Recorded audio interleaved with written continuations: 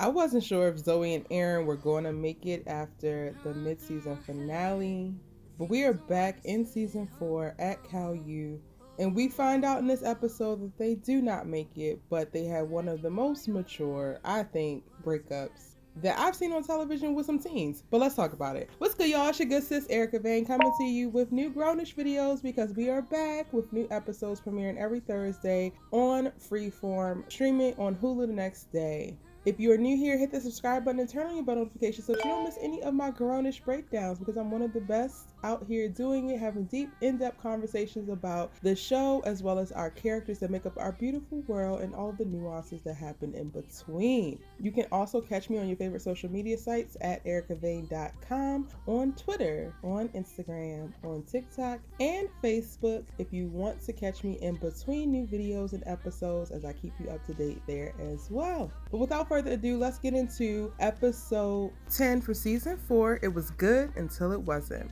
So we pick up right where we left off in episode 9, and it's the fallout after Aaron shows up at Luca and Doug's luau and hits Luca after he finds out that Luca offered Zoey an internship with his company to try to make up for the fact that he did the tweet that got her fired and made her lose the internship that she had. And y'all, okay, so what I love most about this episode is that they actually took the time to take us through the thought process of Aaron.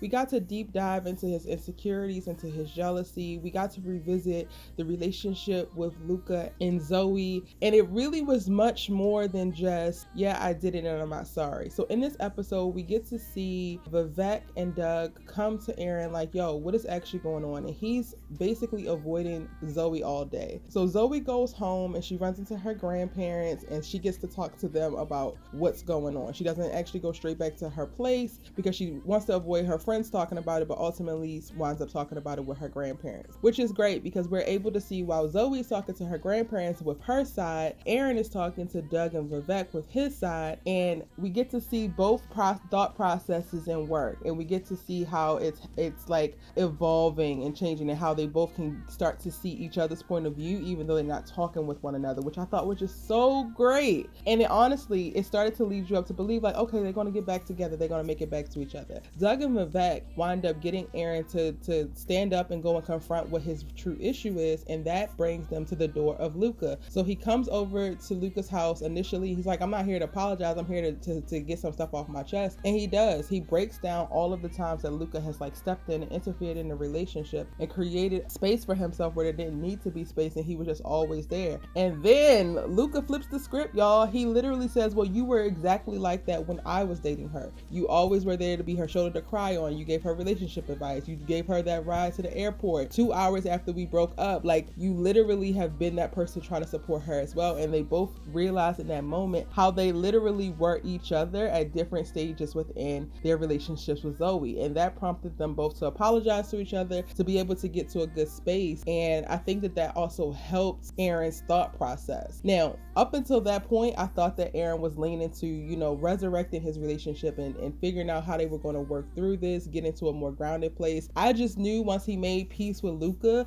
everything would be good. But before they could actually leave, Doug winds up coming clean with Luca about sleeping with his sister, and that makes Lucas hit him. From there, there's a whole conversation around how Luca's uncomfortable with it, how he asked him not to do it, and it's not okay. And Doug's like, well, I'll break up with her. It's fine if that's what you want me to do. He's like, I don't want to be the bad person. So no, I'm not going to have you do that, but I am going to remove myself from the situation because I'm the one who's uncomfortable with it. I'm the one who has the problem with it. And y'all, this comes back to bite us in the butt, because this is exactly what Aaron says to Zoey at the very end of the episode when he decides to break up with her. He tells her that it's literally him. He's uncomfortable with the idea of her working with him. And even if he is trying to be better, he says he wants to be in this, he knows himself. He's just not there yet. He's not strong enough. And he doesn't know if it has to do with the fact that he's not where he wants to be in his career. He's not where he wants to be in his life, which totally makes sense, because if you already feel unstable and like your relationship was one of the stable things, and then that doesn't even feel stable anymore either because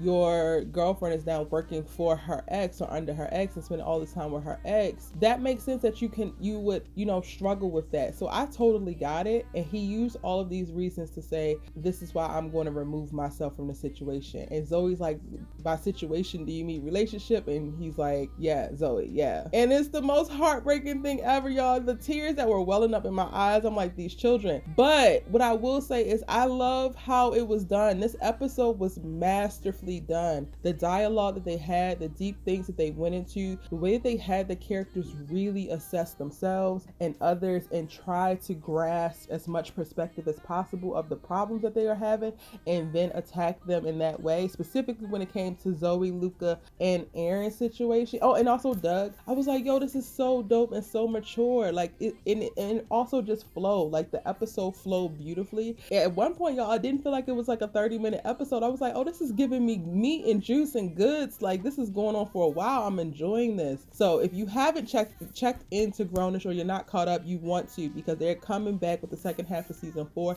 and they're not playing. Also in this episode, we get a quick moment where Nomi is, still reeling from running into Phil last episode and being pissed that he hasn't reached out. He's back in LA. He finally does reach out, leaves her a voicemail, tells her like he moved back and he wants to get coffee, but she kind of ignores him, then sends him the big F you. So definitely we're going to see with Nomi and her storyline this season that she's going to be struggling and figuring out her footing in reference to where does Luna's father fall into her life? Is he going to come and actually start to help? She definitely, I think, still has feelings for him, so she's struggling with that. Anna and Vivek had sex last episode and now she wants to completely forget it, but Vivek, he done sent her flowers. He's being Vivek and she's being overly Anna, and part of me feels like this is a setup for them to get into a relationship, because while she's saying they're never going to do it again, and while she's saying she don't want to talk about it, she don't want to do this, she don't want to do that, she's talking about she don't want to feel respected. I'm like, girl, Javi might have did a number on you, but at the end of the day, you're still a really great girl who wants to be in something meaningful, who wants to feel valued, treasured, and adored. So you might be having a knee-jerk reaction right now,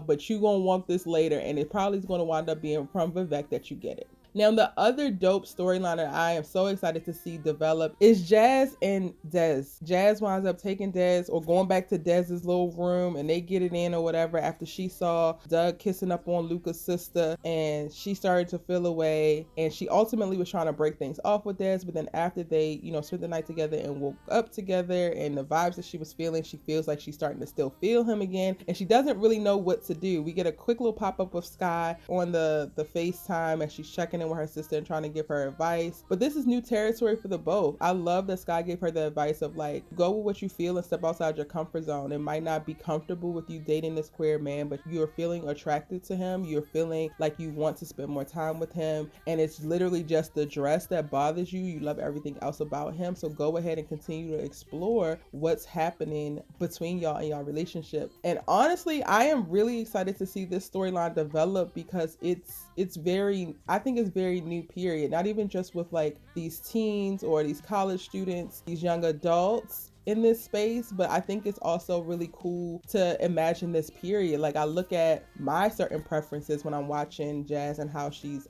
interacting with Des, and I'm like, dang, like would I be able to do that? Would I be able to get over the dress? Or what little preferences or things that I would want to push myself out of or would need to push myself out of to be a little bit more open to finding happiness? Because at the end of the day, Jazz and Des seem to really be hitting it off. He seems like a really great guy. He's super genuine, very sincere, and he seems like he's really, really into her. So I think it could definitely be a good look. However, she's going to have to confront her comfortability and her preferences. So we're going to see. And by the end, the little outro scene that we get, Vivek winds up, well, actually Jazz figures out that Vivek and Anna slept together by the card, and then he winds up admitting to it and then gushing about it. So y'all, we're going to see the fallout of that because Anna literally did not want anybody to find out, and he done now confirmed it for everybody. That's my full breakdown of episode 10. It was good until it wasn't. Season 4 of Grownish. Again, if you're new here and you made it all the way to the end of the video and you haven't subscribed yet, why haven't you? Click that button, turn on the bell notifications. I'm coming to you with the hottest Grownish content, so you don't want to miss it. You want to be alerted when it is available. Let me know what you thought of the episode in the comment section down below, and if you need a recap, go ahead and click these videos right here on screen and we'll catch you up.